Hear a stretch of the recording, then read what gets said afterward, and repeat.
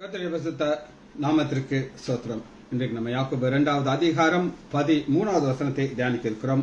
யாக்கோபு 2:13 ஜெபத்தோடு இந்த செய்திக்குள்ளே கடந்து செல்வோம்.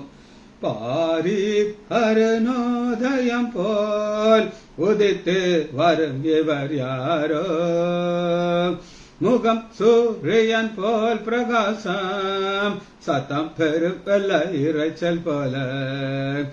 இயேசுவே ஆத்மநேசரே, சாரோனின் ரோஜாவே, லீலி புஷ்பமாமே, 10,000 சிறந்தோர், 10,000 சிறந்தோர், காட்டு மரங்களில் கிச்சிலி போல் எந்த நேசரதோ நிற்கிறார்.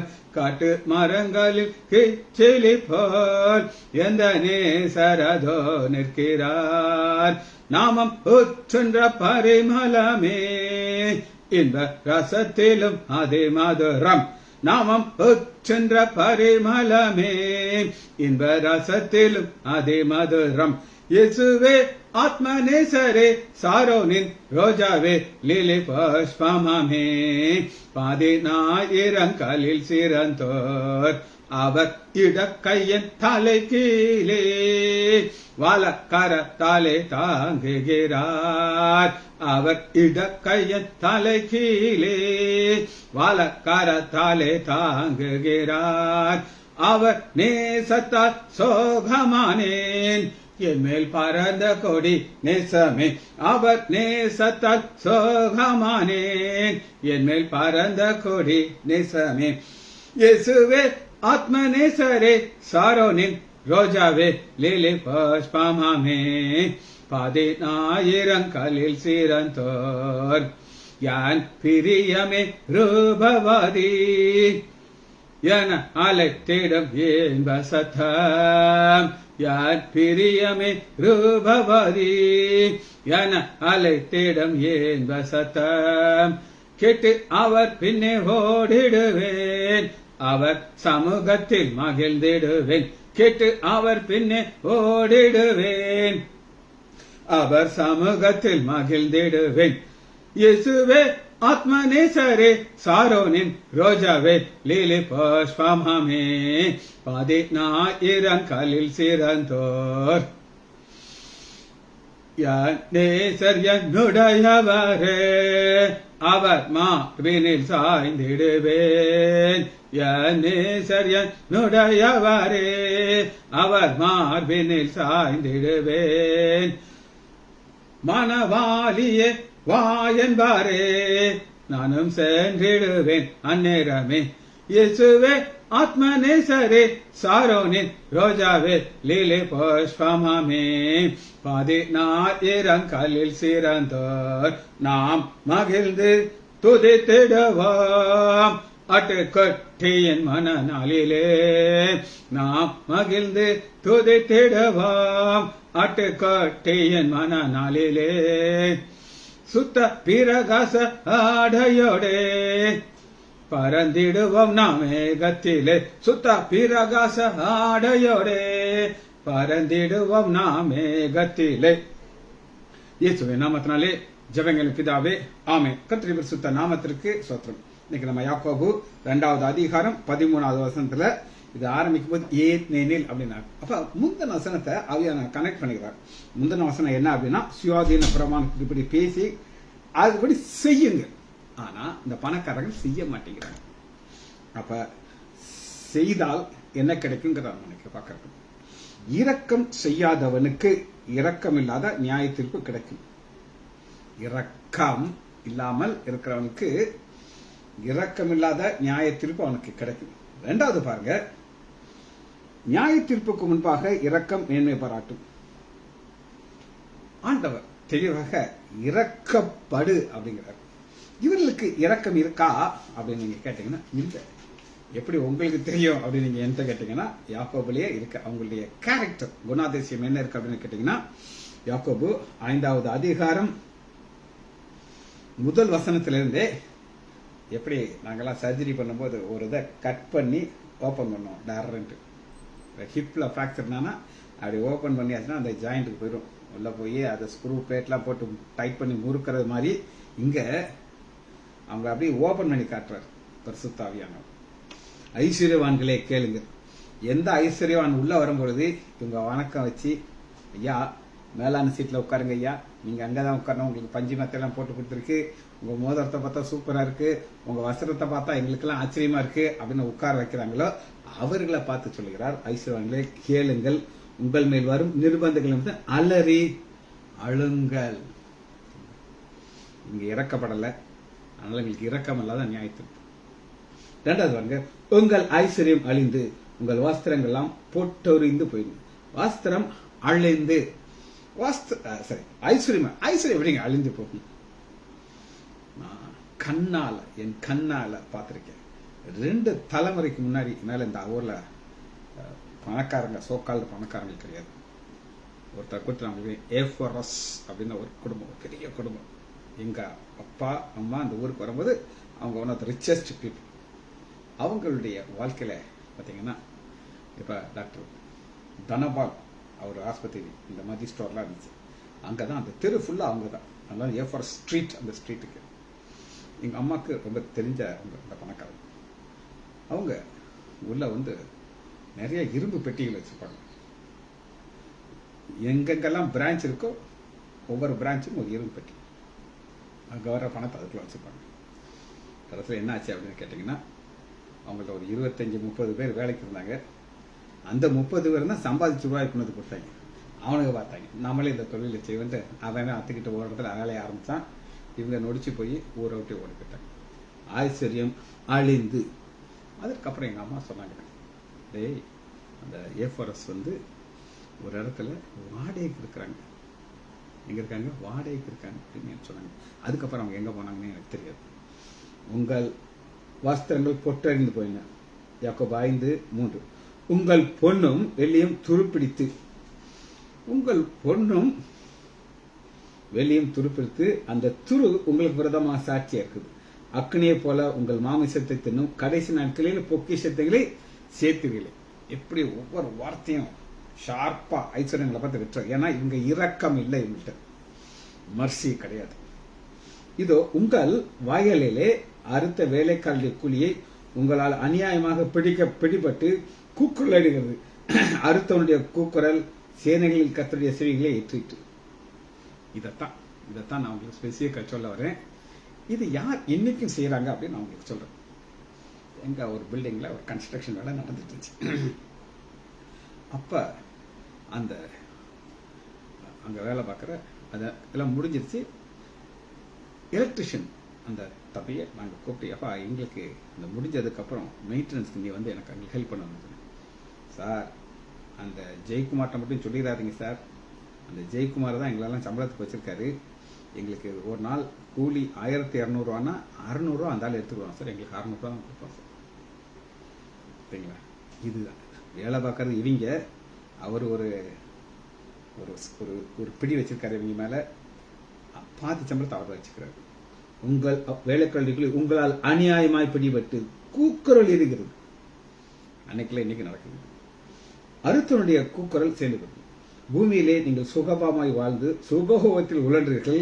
கொளுத்தவர்களை அடிக்கும் நாளிலே நடக்கிறது போல உங்கள் இருதயங்களை போஷித்தீர்கள். இதெல்லாம் பார்த்துதான் ஆண்டவர் எழுதி வச்சிருக்கிறாரு. யாக்கோபு 2:11. ஏனெல்லாம் இரக்கம் செய்யாதவனுக்கு இரக்கம் இல்லாத நியாய தீர்ப்பு கிடைக்கும். நியாய தீர்ப்புக்கு முன்பாக இரக்கம் மேன்மை பாராட்டும். இந்த இரக்கத்தை குறித்து ஒரு சம்பவத்தை நாம் வேதத்திலிருந்து பார்க்க போயிடும். ஏற்றுக்கொள்ளுமா? இரக்கமே இல்லாம நடந்துச்சு. ஆனா ஒரு நாள் ஆண்டவர் எல்லாத்தையும் தலைகளா மாற்றி விட்டுட்டார். ஆதியாகமம் 42 21 நமக்கெல்லாம் தெரிஞ்சதான். யோசேப்பு ரொம்ப நல்ல பையன். கொஞ்சம் அந்த ட்ரெஸ் எல்லாம் போட்டு ரொம்ப ஸ்டைலா நடப்பார். அதாவது அந்த சூப்பரா பல வர்ணம் அங்கேயெல்லாம் போட்ட உடனே நடைய கொஞ்சம் மாறி போயிடும். இல்லைன்னு நான் சொல்ல மாட்டேன். இந்த அன்னைமாரெல்லாம் ரொம்ப பொறாமை. நல்லா பிடிச்சிட்டு வந்து அந்த குழியில தூக்கி போட்டாங்க. குழியில தூக்கி போட்ட உடனே அந்த குட்டி பையன் கதறி அழுதுறான். எப்படி அழுதுறப்பான்னு தெரியல. அண்ணே அண்ணே அண்ணே அண்ணே தூக்கிட்டு போயிரு.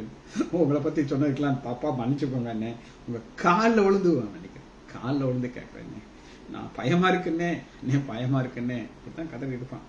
நான் சொல்லல, வேதம் சொல்லுது. ஆதியாகமம் 42வது அதிகாரம் 21 வசனம். இவங்க இப்ப எல்லாம் அதாவது எல்லாம் தலைகீழா மாறிடுச்சு. தலைகீழா மாறி இவங்களுக்கு சாப்பாட்டுக்கு வழி இல்லாம எகிப்துக்கு வந்திருக்கிறாங்க. அந்த நேரம் அண்ணன் தம்பி ஒருத்தர் பேசுறாங்க, நம்முடைய சகோதரனுக்கு நாம் செய்த துரோகத்தை நம்மளே சுமர்ந்து. எதை விதைக்கிறாயோ அதான் நீ அறுக்கிற. நம்ம விதைச்சோம். குட்டி பையன் கதறி கதறி அழும்போது நம்ம மனுஷன் இறக்கப்படவே இல்லை. நம்ம அவன் நம்மை கெஞ்சி வேண்டிக் கொண்ட பொழுது இவங்கிட்ட கொஞ்சம் கூட இறக்கமே இல்லை. ஐயோ நம்ம ரத்த பரப்பையா, அப்பாட்டா என்ன பதில் சொல்லணும்? இந்த குட்டி பையனெல்லாம் நம்ம எப்படி வச்சுக்கிறோம் அப்படின்னு சொல்லி என்னுடைய தங்கச்சி மகன் உங்க எல்லாருக்கும் தெரியும், நிஜுன்னு ஒருத்தர் சிவகாசியில் பிரிண்டிங் ப்ரெஸ் வச்சிருக்கிறார். அவருக்கு 2 பசங்க. மூத்த பையன் கொஞ்சம் சீனியர், அது 10th படிக்கிறான். அப்புறம் அவனுக்கு பல வருஷத்துக்கு அப்புறம் ஒரு குட்டி தம்பி பிறந்தான். மூத்த பேர் ஜாக், இவன் பேர் டேனியல். நான் எப்ப பார்த்தாலும் இந்த மூத்த பையன் தம்பியை ஒரு கை இப்படி வச்சிருக்கேன்.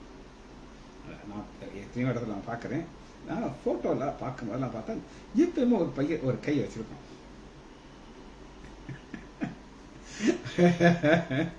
இதெல்லாம் எப்ப பிரச்சனை வரும் அப்படின்னு கேட்டீங்கன்னா, சொத்து பிரிக்கும்போது வந்துடும். இன்னைக்கு நல்லா தான் இருக்கும், கையெல்லாம் அப்படி வச்சுட்டு இருக்கோம், நல்லா இருக்கும். ஆனால் பார்ட்டிஷன் அண்ணன் தம்பி வரும்பொழுது அன்னைக்கு இந்த ட்ரூ பிக்சர்ஸ் வெளியே வரும். அதை அன்னைக்கு பார்த்துக்கிறோம். ஆனால் இன்னைக்கு இந்த குழியில தூக்கி போட்டுட்டு நம்மை கெஞ்சி வேண்டிக் கொண்ட பொழுது அவனுடைய மன வியாகுலத்தை நாம் கண்டு பார்த்தோம். கதற சத்தத்தை கேட்கிறோம். அழுகிறான், கண்ணீர் விடுறான், கதறான், கதறிக்கிட்டே இருக்கிறான். அதை நம்ம பார்த்தோம். இல்லைன்னு நம்ம சொல்ல முடியாது. சுத்தி தான் வெடிக்கிறோம். நம்ம அவனுக்கு செவி கொடாமல் போனோமே. இதுதான் இப்பதான் அந்த இருதயத்துல ஒரு உணர்வு வருகிறது. உடனே ஆகையால் இந்த ஆபத்து நமக்கு நேரிட்டது என்று ஒருவருக்கொருவர் பார்த்து சொல்லிக் கொண்டார். அதாவது இது என்னன்னா ஒரு யூனிவர்சலா ஒத்துக்கிட்டாங்க. அது எப்பவுமே பாத்தீங்கன்னா ஒரு பிரச்சனை வரும்போது நம்ம ஒன்று சொல்லுவோம், இன்னொன்னு சொல்லுவோம், அதுல இப்படி அப்படிடா இப்படிடான்னு சொல்லி சொல்லுவோம். ஆனா இங்க அத்தனை பிரதர்ஸும் ஆமா நம்மகிட்ட இறக்கமே இல்லையா, அவன் எப்படிலாம் கதறி அவன் அழுதான்னு சொல்லி. அப்ப ஆண்டவர் அவர் என்ன செய்யறாரு, உயர்த்தி எப்படி உயர்த்துகிறான்னு அவங்க எல்லாருக்கும் தெரிஞ்சதான். அது ஒன்றும் புதுசான கரைப்பதை இப்ப நான் உங்களுக்கு சொல்ல போறது இல்லை.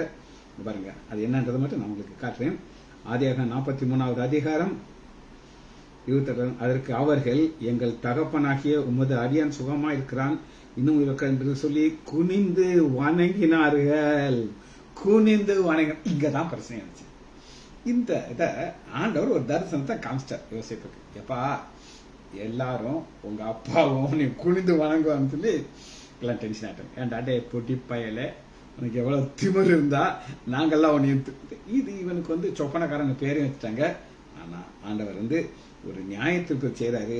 அவனை எப்படி உயர்த்துறான்னா, அதாவது ராஜாவுடைய சீட்டுக்கு அடுத்த சீட்ல வச்சுட்டாரு. நல்லா கேட்டுக்கோங்க. இரக்கம் இல்லாதவர்களுக்கு இரக்கம் இல்லாத நியாயத்திற்கு தான் ஆண்டவர் கொடுப்பார். அவரால் அந்த நேரத்தில் அவர் என்ன செய்ய முடியாது, கணக்கு வச்சிருப்பார். ரைட். இன்னொரு சம்பவத்தை நான் காட்ட போய் எடுத்துக்கொள்ளுங்க.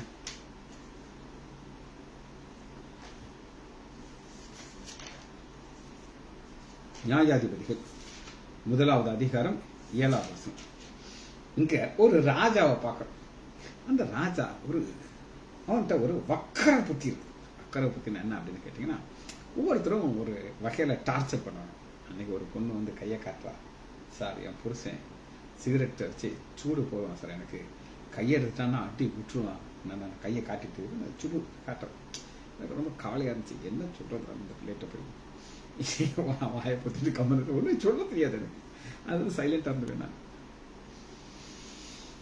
அதுபோல இங்க ஒரு ராஜா இருக்கான், நியாயாதிபதி 1 அதிகாரத்துல. அவன் பேர் என்ன, அதுனோ பெசேக். யுத்தம் பண்ணி கானானியர் பெர்ஷியரோட வெற்றினார். 6 அதுனோ பெசேக் ஓடி போகலே அவனை பின்தொடர்ந்து பிடித்து அவன் கை கால் பெருவர்களை தரித்து போட்டார்கள். கை கால் பெருவர்களை தரித்து போட்டார்கள்னா இது துரியோதரன் அப்படின்னு சொல்லி ஒரு அதாவது காவியத்துல ஒரு கேரக்டர். அவருக்கு இந்த அம்பு விடுறதுல யாருமே மேல போகக்கூடாது, எக்ஸ்பர்ட் யாரும் இருக்கக்கூடாது. அப்ப யாராவது அவரோட ஒரு ஸ்டெப் மேல போட்டார்னா நான் என்ன சொன்ன, அந்த பெருவரில் வெட்டிட்டுறான். இப்ப நீ அம்பு விட பார்ப்போம். அந்த அம்பு விடுறதுக்கு ரெண்டு இழுத்து விட்டா தான் நிச்சயம் அது போய் அடிக்கும். ஆனா அந்த வக்கர புத்திக்காராலு நிச்சயம் வெட்டி போடணும்னு சொல்லி நான் கதை வாசிங்க. கரெக்டா எனக்கு தெரியாது, இந்த ஒரு சம்பவம் இருக்குது, பைபிள்ல கிடையாது, நீங்க போய் வாசிச்சு பாருங்க.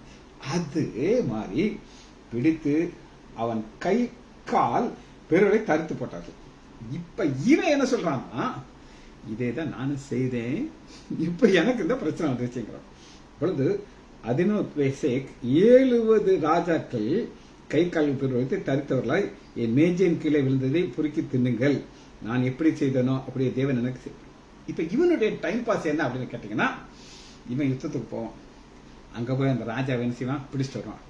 அந்த ராஜாவுக்கு என்ன செய்வான், இந்த மாதிரி விரலை வெட்டி விட்டுருவான். வெட்டி விட்டு அவங்க எங்க கிடக்கணும், இவனுடைய டைனிங் டேபிளுக்கு கீழே கிடக்கணும். நீ என்ன செய்யணும், நான் சூப்பிட்டு அந்த எலும்பை தூக்கி போடுவேன், நீ அதை உட்காந்து எரிச்சிடணும், சூப்பிட்டு கிடக்கணும். இது என்ன சொல்கிறார்னா, நான் எப்படி செய்தனோ அப்படியே தேவன் எனக்கும் செய்தார் என்றான். அவனை எரிசினம் கொண்டு போனார்கள், போற வழியே அவன் செத்து போயிட்டான். சரி, பைபிள்ல இருந்து காமிச்சிட்டேன். இப்ப நான் என் சொந்த ஒரு சம்பவத்தை நான் சொல்ல போகிறேன். சொல்றதுக்கு கூச்சமா தான் இருக்குது, வேற வழியில சொல்லித்தான் ஆகணும். எனக்கு பைபாஸ் சர்ஜரி பண்றதுக்கு முன்னாடி ஆஞ்சியோகிராம் அப்படின்னு ஒண்ணு இருக்கும். அதான் அந்த ஆஞ்சியோகிராம்ல தான் டை இன்ஜெக்ட் பண்ணுவாங்க அந்த கையில. அது உள்ள போய் அந்த டை உள்ள போய் பிளாக் இருக்கா இல்லையான்ட்டு நமக்கு காட்டும். இப்ப அதுக்கு எல்லாம் ரெடி பண்ணியாச்சு, அமௌண்ட் எல்லாம் கட்டியாச்சு. நான் அந்த டேபிள்ல படுத்திருக்கேன், இப்படி அசையாம படுத்திருக்கேன். எங்கிட்ட லேசாக கிட்ட ஆசையாக அந்த அது பொண்ணு திட்டி போடுவாங்க, சார் கால் ஆட்டாங்க சார், கை ஆட்டாங்க சார்ட்டு. அதில் ஒரு சீனியர் பொண்ணு ஒரு ஜூனியர் பொண்ணு இருந்தாங்க. அந்த ஜூனியர் பொண்ணு சீனியர் அக்காட்ட கேட்குறா, அக்கா அக்கா இது நம்ம டாக்டர் இதுக்கு செய்யறதுக்கு எவ்வளோ நாள் ஆகும்? ஐயா நம்ம டாக்டர் எக்ஸ்பர்ட் 10 நிமிஷத்துல முடிச்சுட்டு போயிட்டே இருப்பாரு. அப்பா எனக்கு இதை பற்றி எனக்கு முன்னாடி தெரியாது, இது எப்படி செய்வாங்கன்னு தெரியாது. ஆஞ்சியோகிராம்ல தெரியும், ஆனால் எவ்வளோ ப்ரொசீஜர் என்னெல்லாம் பண்ணுவாங்க, குப்புரை கடத்துவாங்களா ஒன்றும் தெரியாது. அப்போ 10 நிமிஷம் தெரியாமல் எனக்கு கொஞ்சம் நிம்மதியாச்சு. டைம் ஆகுது படுத்த மாணிக்க இருக்கிறேன். நான் காலை லேசா ஆட்டினா அங்கேருந்து அந்த பொண்ணு திட்டம், சார் காலை ஆட்டாதீங்க சார், என்ன நீங்க பசங்க படுத்துருக்கு தெரியாதான்ட்டு. அந்த டாக்டர் எனக்கு தெரியாது. ஸோ கொஞ்ச நேரத்தில் அந்த ஒரு டாக்டர் வராரு, ஆமா வராரு, வந்து கொஞ்சம் லேட் ஆயிடுச்சு, நீங்க எந்த ஒரு காரு அப்படின்னு அவர் என்கிட்ட கேட்டார். நான் சொன்னேன், சார் நான் ஒரு ஆர்த்தோபெடிக் சர்ஜன் சொன்னேன். சாரி சார் நீங்கள் ஆர்த்தோபெடிக் சர்ஜன் எனக்கு தெரியாது, உங்களை நான் ரொம்ப நேரம் காக்க வச்சுட்டேன் அப்படின்னு சொன்னார்.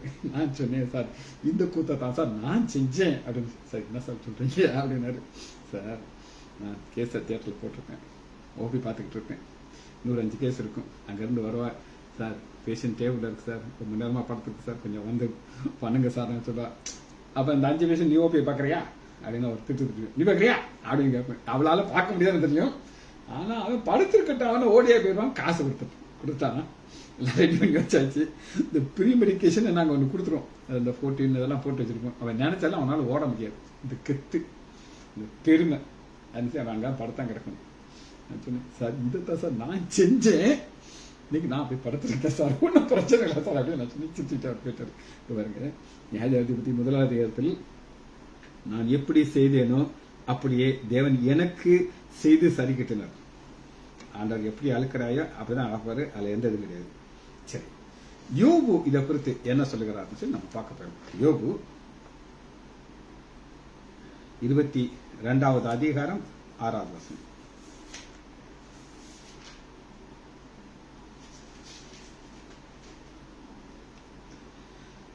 முகாந்திரம் இல்லாமல் உம்முடைய சகோதரர் கையிலே அடகு வாங்கி ஏழையின் வஸ்திரத்தை பறித்துக் கொண்டேன்.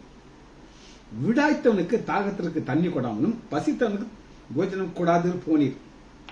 இதெல்லாமே அப்படியே பிரிச்சு காட்டுற, நீ எல்லாம் செஞ்ச சொந்தக்காரன்ட்டே அந்தந்த வீட்டையே நீ சொல்ல நீ வட்டியை வாங்கியிருக்க அப்படின்னு சொல்றாங்க. இது இன்னைக்கு நடக்குது, அதை ஒன்றும் செய்ய முடியாது. 16 வருஷம் சேர்த்து வாசிக்கிறது. யோபு 22:14.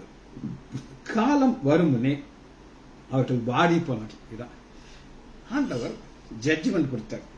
காலம் வருமுனே அவர்கள் வாடி போனார்கள், அவருடைய அஸ்திபாரத்தின் மேல் வெள்ளம் புரண்டது. இந்த காலம்ங்கிறது என்ன அப்படின்னு கேட்டீங்கன்னா, ஆண்டவர் ஒவ்வொருத்தருக்கும் ஒரு சில காலங்கள் வைத்திருக்கிறார். இதை நான் உங்களுக்கு கொஞ்சம் விளக்கமா சொல்ல.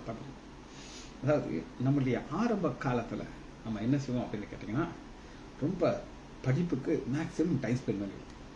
என்னுடைய வாழ்க்கையில என்னுடைய மேக்சிமம் டைம் யூத் குல்பர்கால செலவழிச்சாச்சு. எம்பிபிஎஸ்க்கு ஒரு 5 வருஷம், ஆர்த்தோபெடிக் ஒரு 2 வருஷம், ஹவுஸ் சர்ஜரி 1 வருஷம், அப்படி ஒரு 7-8 வருஷம் அங்கேயே போச்சு. அதுக்கப்புறம் நம்ம உழைக்க ஆரம்பிக்கணும். இந்த உழைப்புன்னு வரும்போது உழைப்பு தான் இருக்கும். எங்க அப்பா இறந்துட்டாரு, 365 நாளும் நான் ஓடிக்கிட்டே இருந்தேன். அண்ணே எம்எஸ் படிச்சுட்டு இருந்தாரு குல்பர்கால இஎன்டி, தம்பி அமெரிக்கா இருந்தார், நான் என் மனைவி ஓடிக்கிட்டே இருந்தேன். ஸோ அந்த டைமும் நம்மளால என்ன செய்ய முடியாது, அனுபவிக்க முடியாது. ஏன்னா நமக்கு அனுபவிக்கணும் உட்கார வச்சோன்னா நம்ம எல்லாம் போச்சு. அப்புறம் ஒரு ஸ்டேஜில் கையில் கொஞ்சம் பணம் சேரும், நமக்கு கொஞ்சம் ஆசீர்வாதங்கள் கிடைக்கும். இந்த நேரத்தில் ஒரு அட்டாக் வந்து சொல்லி முடிச்சிடும். புரியுதாங்க? ஆனால் ஆண்டவர் ஒரு சிலருக்கு யாருன்னு உங்களுக்கு தெரியும், அவங்களுக்கு ஒரு பைபாஸ் ஆபரேஷன் செய்ய வச்சிருவார். செஞ்சு ஒரு நல்ல ஒரு பலனை கொடுத்துருவார்.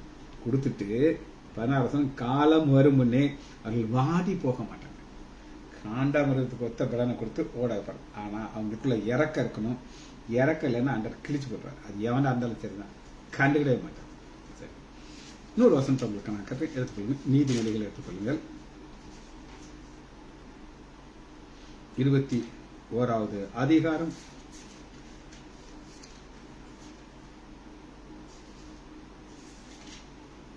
13 வசனம். 21:13.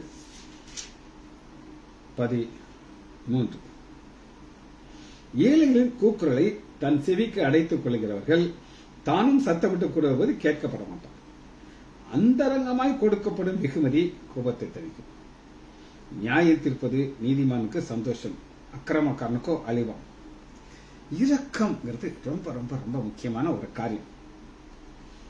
சரி, ஒரு சம்பவத்தை நான் சொல்றேன். நடந்த சம்பவம்.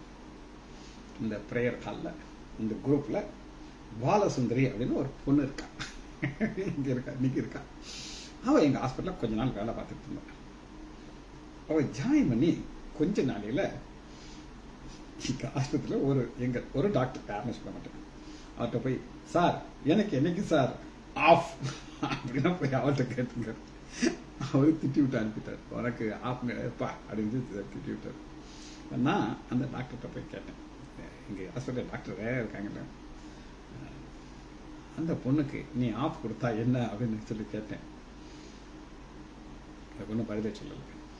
நான் சொன்னேன், நீ இறக்கப்பட்டால் உனக்கு இறக்கம் கிடைக்கும் அப்படின்னு நான் அந்த டாக்டர்கிட்ட சொன்னேன். அவர் என்ன கெத்தா சொல்றாரு, அந்த இறக்கம் எனக்கு தேவையில்லை அப்படின்ட்டாரு. என்ன இல்லை, எனக்கு தேவையில்லை.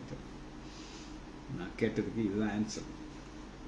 அதுக்கு மேல எதுவுமே நோ மோர் டிஸ்கஷன். ரைட். ஏசாயா 27வது அதிகாரம் 16. 27:11. அவர்கள் யாரெல்லாம் இறக்கப்படலையோ ஆண்டவர் இறக்கத்தை கையில் வச்சுக்குவார். அவர் கொடுக்க மாட்டார். அவர் பயங்கரமான கடவுள். யாரெல்லாம் இறக்கப்படுறோம் அவர்தான் கொடுப்பாரு. இல்லைன்னா ஜட்ஜ்மெண்ட் வந்து கதையை மாறிடும்.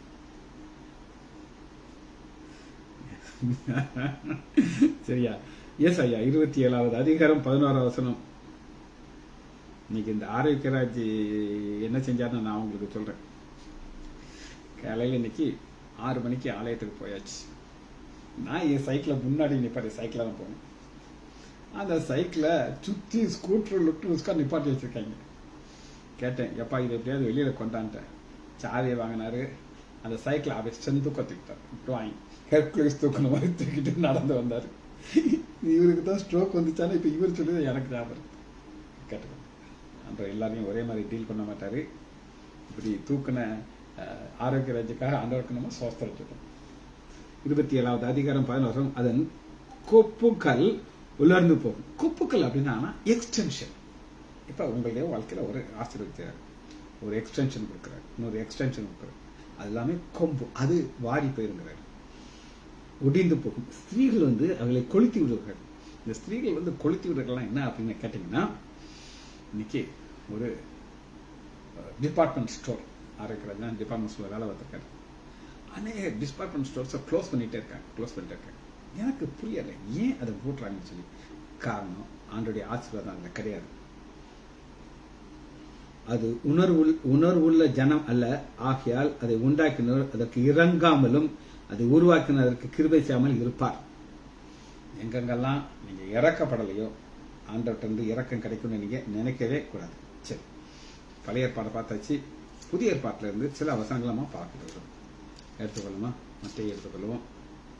5வது அதிகாரம் 7வது வசனம். இரக்கமுள்ளவன் பாக்கியவான், அவர்கள் இரக்கம் பெறுவார்கள். Simple simple simple. நீ இன்னைக்கு யாரெல்லாம் எவ்வளவு தூரத்துக்கு நீ இறக்கப்படுறியோ, இறக்கப்பட ஆண்டவர் உனக்கு இறக்கத்தை கொடுத்துக்கிட்டே இருப்பார். இறக்கங்கிறது ஒரு பெரிய ஒரு சப்ஜெக்ட், நம்மளால புரிந்து கொள்ள முடியாது. ஆனால் நீங்க பார்க்கலாம், இந்த மனுஷன் மேல ஆண்டவர் இறக்கப்பட்டிருக்காருன்னு நீங்க அழகா சொல்லலாம். ஏன்னா அந்த வாழ்க்கை உங்க கண்களுக்கு முன்னாடி அழிந்து நிர்மூலமாகி இருக்க வேண்டிய மனுஷன் உங்க முன்னே உட்கார்ந்துட்டு இருக்கான். காரணம் அவனுடைய திறமைனால கிடையாது, அவனுடைய இறக்கம். 6வது அதிகாரம் 15வது வசனம். ஒரு ஹூக்கர் பாருங்க. மனுஷருடைய தப்பிதங்களை நீங்கள் அவர்களுக்கு மன்னியாது இருந்தால் உங்கள் பிதா உங்கள் தப்பிதங்களை மன்னிக்க மாட்டார். எவ்வளவு மன்னிக்கிறையோ அந்த அளவுக்கு என்ன கிடைக்கும்? மன்னிப்பு அங்கிருந்து கிடைக்கும். நம்ம மன்னிக்காம கசப்பச்சிருந்தா வேஸ்ட். 7வது அதிகாரம் 1 வசனம். நீங்கள் குற்றவாளிகள் மட்டும் தீர்வு என்றால் மற்றவர்களை நீங்கள் தீர்க்கிற தீர்ப்பின்படியே உங்களுக்கு அளக்கப்படும். என்னதான் உங்களுக்கு சொல்றேன், ஒரு மரக்கால் இருக்கு சரிங்க. இந்த மரக்கால்ல இப்படி அளந்து நீங்க ஊத்துனீங்கன்னா ஒரு மரக்கால கிடைக்கும். ஆனா அதே தலையில வச்சீங்கன்னா அதுல ஒரு ரிம் இருக்கும். அந்த ரிம்ல வச்சு கொடுத்தீங்கன்னா 4-5 தான் கிடைக்கும். நீங்க எப்படி அளக்குறீங்களோ அப்படிதான் உங்களுக்கு கொடுப்பாரு. ஆண்டவன் மாற்றவே மாட்டாரு. ஒரு சம்பவத்தை ஆண்டவர் சொல்றாரு. யார் யாரெல்லாம் இறக்கப்பட்டாங்க இறக்கப்படலைங்கிறதுக்கு மத்திய 25வது அதிகாரம். இறக்கப்பட்டு பசியா இருந்தேன், எனக்கு போஜனம் கொடுத்தது, தாகமா இருந்தேன், தாகத்தை அணியதான் சேர்த்து. இதெல்லாம் நீங்க செஞ்சீங்க. செய்தாதவனுக்கு 40 அதற்கு ராஜா பிரதித்திரமாக, மிகவும் சிறியவனாகிய என் சகோதரன் செய்தீர்கள், அதை எனக்கே செய்தீர்கள். எல்லாம் ஆன்லைன் வாங்குறாங்க சார். தம்பி நீ சொல்ற ரைட் தாயா. இன்னைக்கும் சில கடைகள் ஜே என்று நடக்கிறது. அவங்களுக்கு ஆன்லைன் வாங்க தெரியாதா? ஆண்டோடைய இறக்கம் இல்லைன்னா இது வரும். நீ இந்த ஆன்லைனை சொல்ற, ஆனா இறக்கத்தை நீ பார்க்க மாட்டேங்கிற. சரி இருக்கட்டும், நம்ம இது நம்முடைய டிஸ்கஷன் கிடையாது.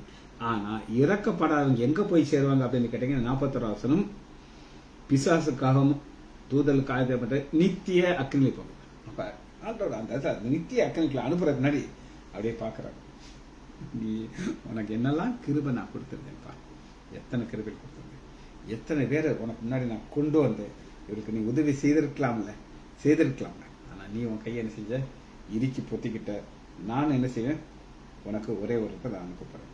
சரி, சங்கீதம் 85வது அதிகாரம் 10வது வசனம். இங்க ஆண்டவராகிய இயேசு கிறிஸ்து அருமையாக நீங்க பார்க்கலாம்.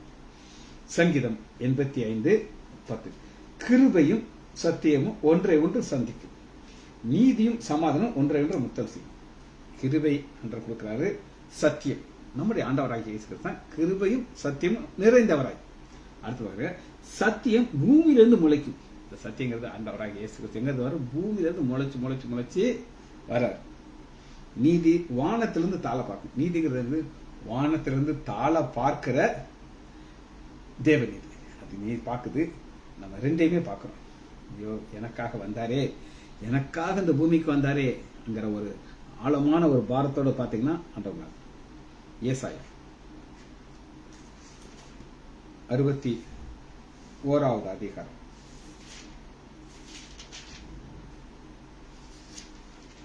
11வது வசனம். பூமியின் பூண்டு விளைவது போலும். பூமி தன் பூண்டு அப்படின்னு என்ன அர்த்தம்னா, இப்ப எத்தனையோ விதைகள் உள்ள கிடக்கு, மழை பெய்யுது, அப்படி முளைச்சு வருது. அது ஆட்டோமேட்டிக்கா நடக்குது. தோட்டம் தண்ணிலே விதைக்கிறதை முளைப்பிக்கிறது போல. இது எல்லாமே ரொட்டீனா நடக்கிற காரியத்தை உதாரணமா சொல்றாரு போல கர்த்தராகிய ஆண்டவர் எல்லா ஜாதிகளுக்கு முன்பாக நீதியும் துதியும் முளைக்க பண்ணுவார். எல்லா ஜாதிகளுக்கு முன்பாக. இன்னைக்கு நீங்க ஆண்டவரை ஆராதிக்கிறீங்க, ஆண்டவங்களை ஆசீர்வதிக்கிறார். யாரும் எல்லா ஜாதிகளுக்கு முன்னாடி துதியை முளைக்க பண்ணுவார்.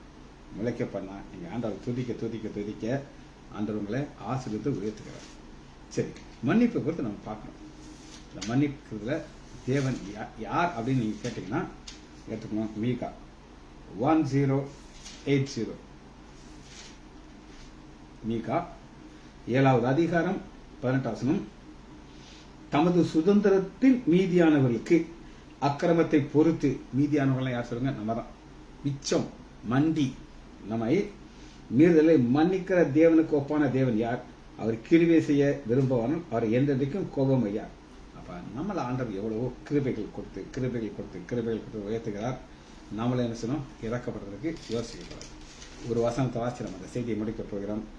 1 யோவான் 4வது அதிகாரம் 8வது வசனம். 1 யோவான் 4வது அதிகாரம் 8வது வசனம்.